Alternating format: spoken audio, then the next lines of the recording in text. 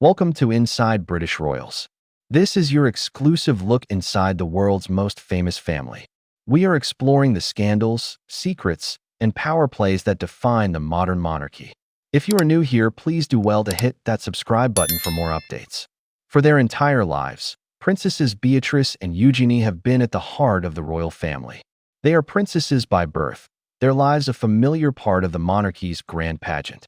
But following their father's catastrophic fall from grace, they now find themselves in a royal wilderness, with reports claiming they've been sidelined from the institution they were born to serve. The most stunning rumor is that they've been barred from a key event, a move that signals a dramatic reversal of fortune. So how did they get here? This is the inside story of their changing roles, the family dynamics that sealed their fate, and their struggle to find a place in a monarchy fighting for its survival. To understand what's been lost, you have to remember what was. Princess Beatrice and Princess Eugenie of York grew up in the public eye, the daughters of the late Queen's second son, Andrew, and the energetic Sarah Ferguson. They were the girls in fancy hats on the Buckingham Palace balcony, stylish young women at society weddings, and a constant, reassuring presence at major royal occasions. Even as recently as 2025, their position seemed solid. Despite not being working royals, meaning they have private careers and aren't funded by the taxpayer, they were still considered core family members.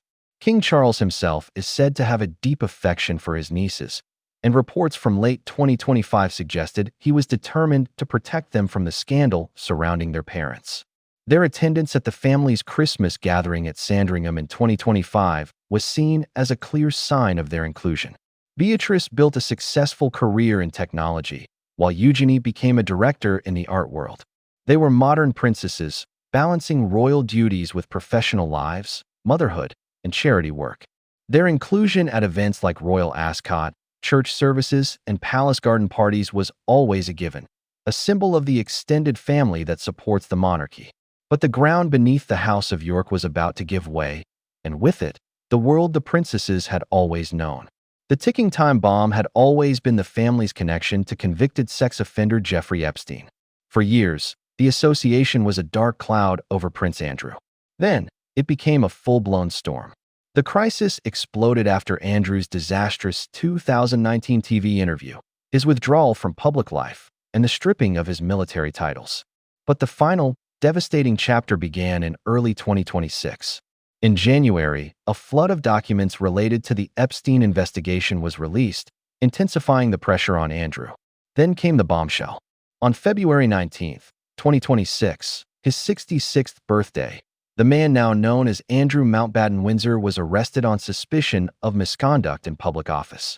Police arrived at his home on the Sandringham estate, and the news sent shockwaves across the country. King Charles issued a blunt statement. "Let me state clearly, the law must take its course." For Beatrice and Eugenie, the scandal was no longer just about their father. The newly released files also mentioned their names. While there has never been any suggestion of wrongdoing on their part, the documents brought them uncomfortably close to the controversy.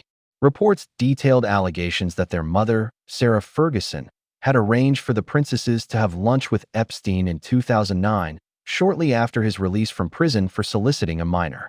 Sources claimed the princesses were aghast and mortified by the renewed focus on their family.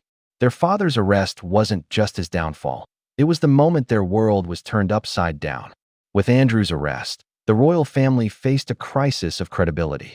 King Charles's long-held ambition for a slimmed-down monarchy suddenly became an urgent necessity. This wasn't just about PR, it was about protecting the institution itself. The situation reportedly highlighted a difference in approach within the palace, pitting Prince William's reported hardline view against King Charles's more protective, familial instincts.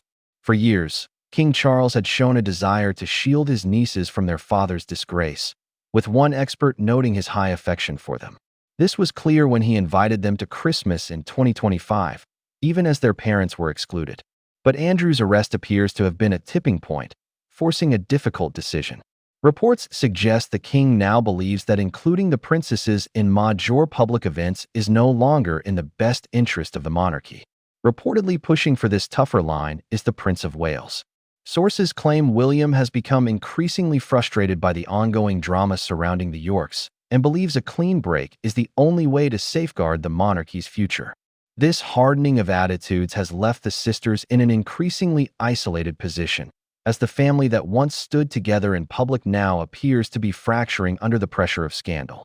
The consequences of this royal reset became public with one major decision. Princesses Beatrice and Eugenie were reportedly told they could not join the family at Royal Ascot in June 2026. This wasn't a minor diary change, it was a deeply symbolic act. The royal procession at Ascot, where family members arrive in open-top carriages, is a powerful annual display of who is in and who is out. For Beatrice and Eugenie, who had been part of that parade for years, their reported exclusion was a devastating public blow. While the Ascot story is the most widely reported, it's been described as just one part of a wider decision to exclude the princesses from all public-facing events for the foreseeable future. This potential sidelining could affect their attendance at the four pillars of peripheral royal life. First, grand ceremonial events like Trooping the Colour, where a spot on the Buckingham Palace balcony is the ultimate sign of belonging. Their appearance at such events is now in serious doubt. Second, formal state occasions, such as state banquets and diplomatic receptions. Third, royal garden parties, where they were often seen mingling with guests. And fourth, high-profile charity events. Experts predict they may disappear from royal life as the institution seeks to create distance. The sisters might still attend some events privately, but their official public role appears to have been terminated. News of their public sidelining reportedly left the sisters completely blindsided and stunned. For two women who have spent their entire lives navigating the complexities of being royal, this sudden shift has been a profound shock. The personal toll is immense. Since their father's arrest, the princesses have not been photographed with him, a silence that speaks volumes about the rift that has opened within their family. The public snub is made worse by a reported social cooling, with some reports even claiming Prince William advised family members to keep their distance. For two people whose lives are so connected to the royal and social scene, this is a particularly sharp blow. Their future is now filled with uncertainty. As non-working royals, their careers have always been linked to their status. One author noted, their jobs and client relations are based on being princesses. Stripped of a public-facing royal role, they face a challenging new reality. Friends have stated the sisters want to hold on to their royal titles because it's their identity, but the value of that identity is now being tested. They are still princesses by birth, that can't be changed. But their place within the living, breathing institution of the monarchy has been irrevocably altered. They are now royalty in a strange new wilderness, caught between their birthright and their public sidelining. The story of Beatrice and Eugenie is a brutal lesson in the realities of the modern monarchy. Their changing fortunes show that in the reign of King Charles, and looking ahead to King William, there is little tolerance for scandal by association.